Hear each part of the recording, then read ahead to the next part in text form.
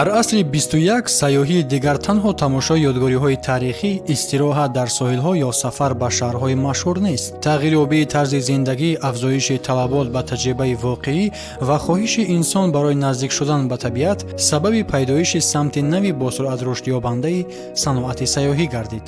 агросайёҳӣ шакли сайёҳӣ мебошад, ки дар он меҳмон ба муҳити деҳот ворид шуда на танҳо табиатро тамошо мекунад, балки бо фаъолияти кишоварзӣ, тарзи зиндагии сокинони деҳа, истеҳсоли маҳсулоти миллӣ, ҳунарҳои мардумӣ ва фарҳанги маҳаллӣ шинос мешавад. ба ибораи дигар, агросайёҳӣ пули миёни кишоварзӣ ва сайёҳӣ мебошад. барои кишварҳое ки дорои захираҳои бузурги табиӣ, минтақаҳои кӯҳӣ, деҳаҳои қадимӣ, анъанаҳои бои кишоварзӣ ва фарҳанги миллӣ мебошанд, агросайёҳӣ метавонад ба яке аз муҳаррикҳои муҳими рушди иқтисодӣ табдил ёбад.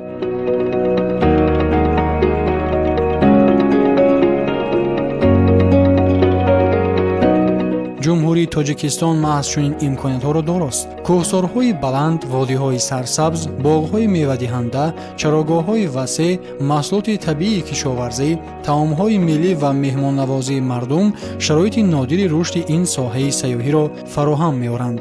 аз нуқтаи назари илмии иқтисоди сайёҳӣ, агросайёҳӣ як бахши сайёҳии деҳот ба ҳисоб меравад, ки фаъолияти кишоварзиро ҳамчун объекти ҷолиби сайёҳӣ истифода мебарад. агар дар сайёҳӣ анъанавӣ меҳмон бештар ҳамчун тамошобин амал кунад, дар агросайёҳӣ ӯ иштирокчии раванд мешавад.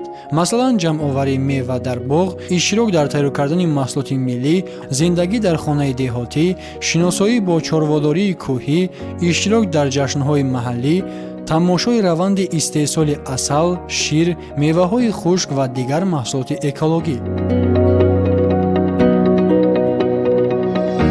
ҳамин таҷриба сабаби асосии ҷалби сайёҳони муосир мебошад, зеро бисёре аз онҳо мехоҳанд аз истироҳати оддӣ бештар хотира ва таҷрибаи фаромӯшнашаванда ба даст оранд. дар ҷаҳон агросайёҳӣ аллакай аз як шакли хурди истироҳат ба як бахши муҳими иқтисодиёти сайёҳӣ табдил ёфтааст. тибқи арзёбиҳои таҳқиқоти бозори байналмилалӣ, ҳаҷми бозори ҷаҳонии агросайёҳӣ дар соли 2024 тақрибан $8.1 миллиард амрикоӣ арзёбӣ шуда, пешбинӣ мешавад, ки то соли 2030 ба тақрибан $15.8 миллиард бирасад. ин нишон медиҳад, ки талабот ба таҷрибаҳои деҳотӣ, сайёҳати экологӣ ва шиносоӣ бо истеҳсоли маҳаллӣ бо суръат меафзояд.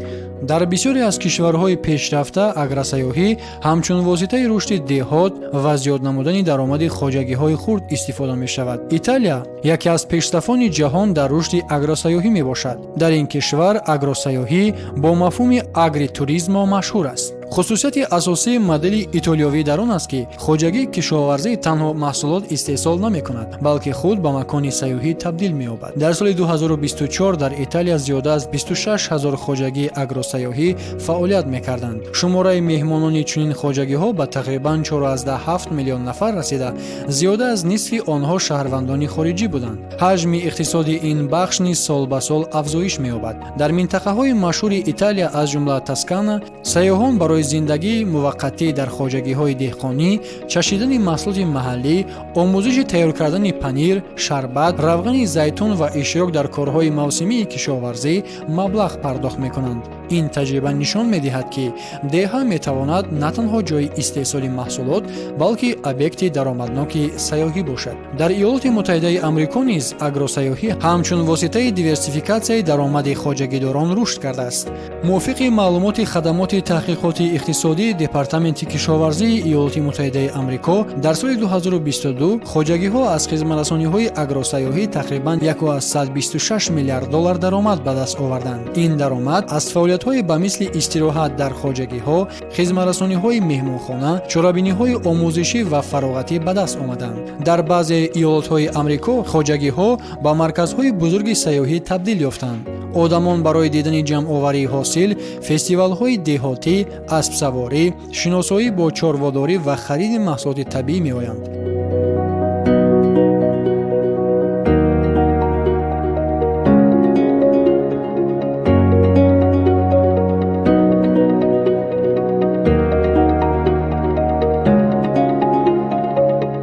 дар ин замина тоҷикистон яке аз кишварҳои дорои иқтидори баланди табиӣ ва фарҳангӣ барои рушди агросаёҳӣ мебошад.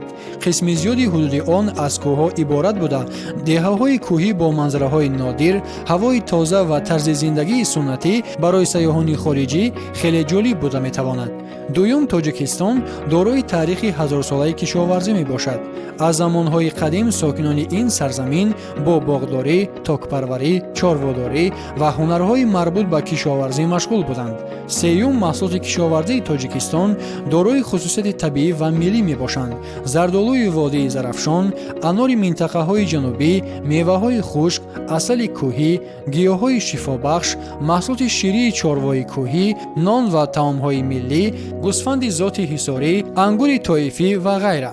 барои сайёҳи хориҷӣ чунин маҳсулот танҳо ғизо нестанд, балки қисме аз фарҳанг ва таърихи миллат мебошанд.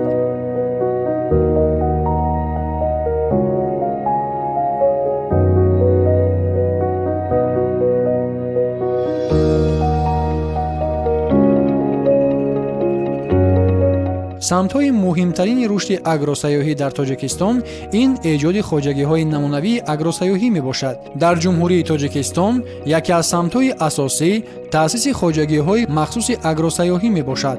дар чунин хоҷагиҳо бояд шароит барои истиқомати сайёҳон, хӯроки миллӣ, сайри боғҳо, иштирок дар корҳои кишоварзӣ, хариди маҳсулоти маҳаллӣ фароҳам оварда шавад. масалан, як боғи мева метавонад танҳо маҳсулот истеҳсол накунад, балки ба макони сайёҳӣ табдил ёбад, ки меҳмон барои як рӯз ё чанд рӯз омада тарзи зиндагии деҳотиро таҷриба мекунад. ҳамзамон рушди сайёҳии гастрономӣ низ муҳим аст. хӯроки миллӣ яке аз воситаҳои пурқуввати ҷалби сайёҳон мебошад. дар ҷаҳон имрӯз мафҳуми сайёҳати таъми миллӣ хеле маъмул шудааст.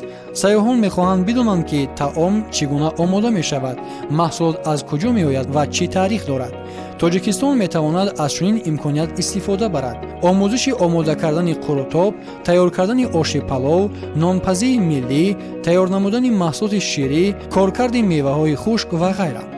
ин на танҳо фарҳангро муаррифӣ мекунад, балки барои оилаҳои деҳотӣ манбаи нави даромад мешавад. тамоюли ҷаҳонӣ нишон медиҳад, ки талабот ба маҳсулоти экологӣ ва зиндагии наздик ба табиат меафзояд. дар тоҷикистон метавон самтҳои зеринро рушд дод: истироҳат дар назди хоҷагиҳои кӯҳӣ, сайри чарогоҳҳо, шиносоӣ бо чорводории маҳаллӣ, ҷамъоварии гиёҳҳои кӯҳӣ, омӯзиши кишоварзии органикӣ ва ғайра. агар агросаёҳӣ дар тоҷикистон ба таври мунтазам рушд ёбад, он метавонад як қатор натиҷаҳои муҳими иқтисодӣ ва иҷтимоӣ ба вуҷуд оварад. аввалан, он метавонад манбаи нави даромад барои ҳазорҳо оилаҳои деҳотӣ гардад.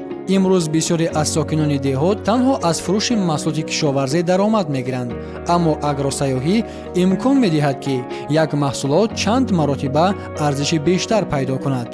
масалан, 1 килограмм мева метавонад танҳо ҳамчун маҳсулоти бозорӣ фурӯхта шавад, аммо ҳамон мева метавонад барои сайёҳ таҷрибаи ҷамъоварӣ аз дарахт, омӯзиши тарзи хушккунӣ ва чашидани маҳсулоти миллӣ пешниҳод намояд. дар ин ҳолат арзиши иқтисодии он чанд баробар меафзояд. дуюм, рушди агросаёҳӣ метавонад ба коҳиши муҳоҷирати меҳнатӣ мусоидат намояд, зеро дар деҳаҳо ҷойҳои нави корӣ пайдо мешаванд. сеюм, он метавонад фарҳанги миллӣ ва анъанаҳои мардумиро ҳифз намояд. ҳар қадаре ки сайёҳон ба зиндагии суннатӣ таваҷҷӯҳ кунанд, ҳамон андоза зарурати нигоҳ доштани ҳунарҳо, либосҳо, таомҳо ва расму оинҳои миллӣ зиёд мешавад. тоҷикистон дорои ҳамаи заминаҳои табииву иҷтимоӣ барои табдил ёфтан ба яке аз марказҳои ҷолиби агросаёҳӣ дар минтақаи Осиёи марказӣ мебошад.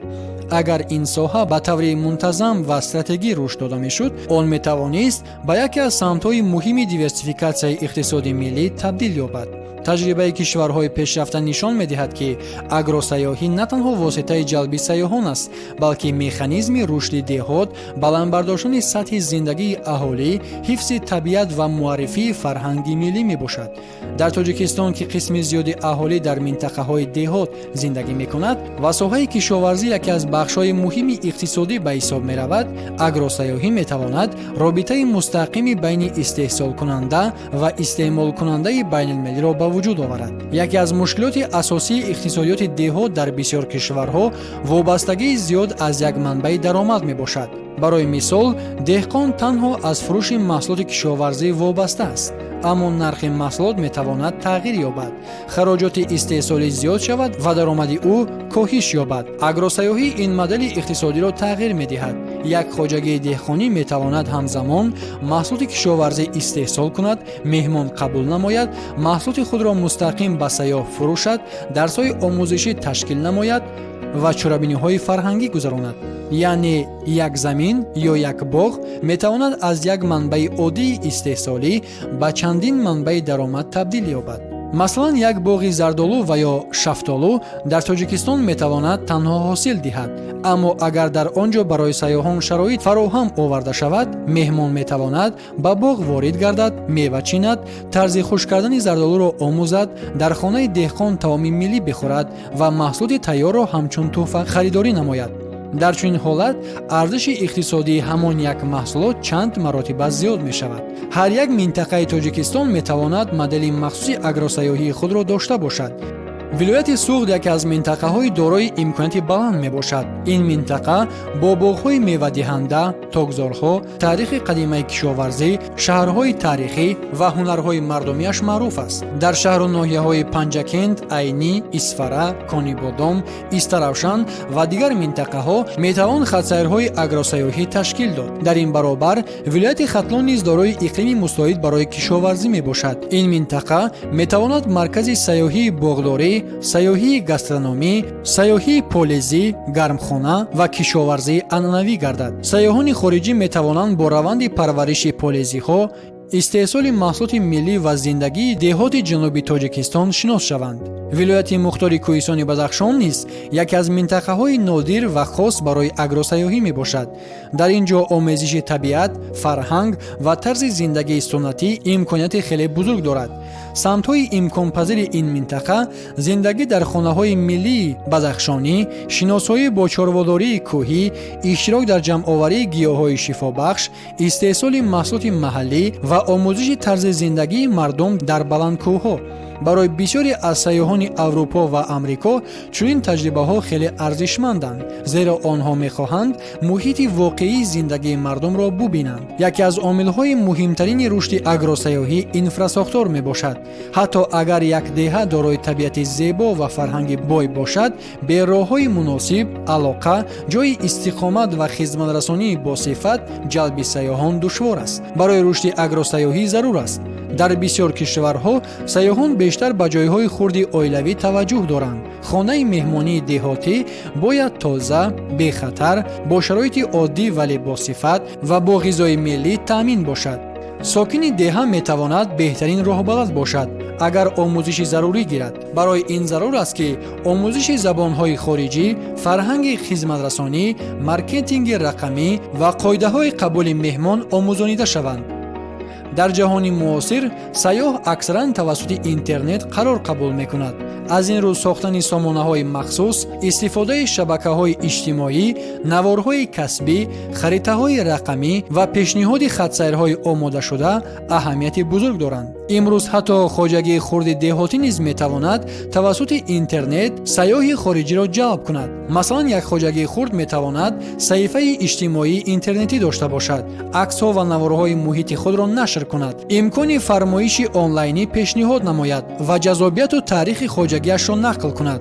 در کشورهای پیشرفته بسیاری از سیاحان پیش از سفر محض توسط پلتفرم‌های رقمی جای بود و باش و تجربه‌های محلی را انتخاب می‌کنند. اگر تاجیکستان تواند حتی قسم خردی بازار اگروسیاحی جهان را جلب نماید، نتیجه‌ها نظررس شده می‌توانند.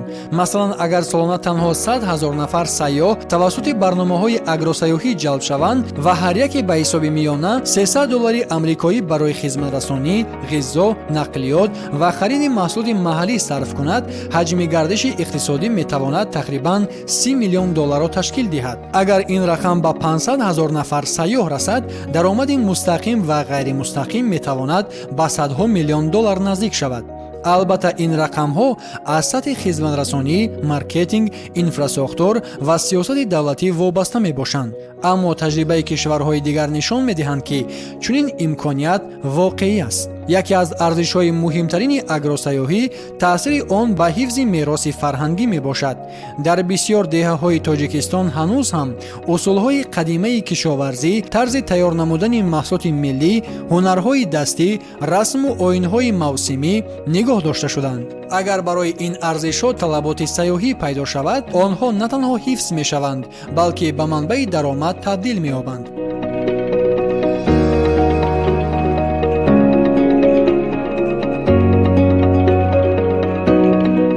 агросаёҳии дуруст ташкилшуда метавонад ба ҳифзи муҳити зист низ мусоидат кунад. сайёҳони муосир бештар ба ҷойҳои тоза, табиӣ ва экологӣ таваҷҷӯҳ доранд. ин метавонад деҳқононро водор созад, ки усулҳои устувори кишоварзиро истифода баранд, гуногунии биологиро ҳифз кунанд ва истифодаи маводи зарароварро то ҳадде кам намоянд. ҳамин тавр агросаёҳӣ метавонад ба рушди иқтисоди сабз мусоидат кунад. агросаёҳӣ барои Тоҷикистон танҳо як самти нави саёҳӣ нест. он метавонад як модели нави рушди деҳот, воситаи баландбардоштани даромади аҳолӣ, роҳи ҳифзи фарҳанги миллӣ ва механизми муаррифии Тоҷикистон ба ҷаҳон бошад. кишваре ки дорои кӯҳҳои баланд, табиати нодир, таърихи чанд ҳазорсола ва мардумони меҳмондӯст аст, имконияти табиӣ табдил шудан ба яке аз марказҳои ҷолиби агросаёҳии минтақа мебошад. агар дар Тоҷикистон шабакаи ягонаи хоҷагиҳои агросаёҳӣ, ҳомстейҳо, хатсайрҳои деҳотӣ ва марказҳои таҷрибавии фарҳангу кишоварзӣ таъсис дода шавад, бисёр деҳаҳо метавонанд аз маҳаллаҳои оддии истиқомат ба маконҳои ҷолиби байналмилалии саёҳӣ табдил ёбанд. дар оянда мумкин аст сайёҳон на танҳо барои дидани кӯҳҳои Помир, кӯлҳои Тоҷикистон ва ёдгориҳои таърихӣ, балки барои таҷрибаи зиндагии тоҷикона, ҷамъоварии мева дар боғ, нонпазии миллӣ, зиндагӣ дар хонаи деҳотӣ, чорводорӣ ва шиносоӣ бо меҳмоннавозии тоҷикона ба Тоҷикистон сафар кунанд. маҳз ҳамин таҷриба метавонад Тоҷикистонро дар харитаи ҷаҳонии агросаёҳӣ бо чеҳраи хосу арзанда муаррифӣ намояд.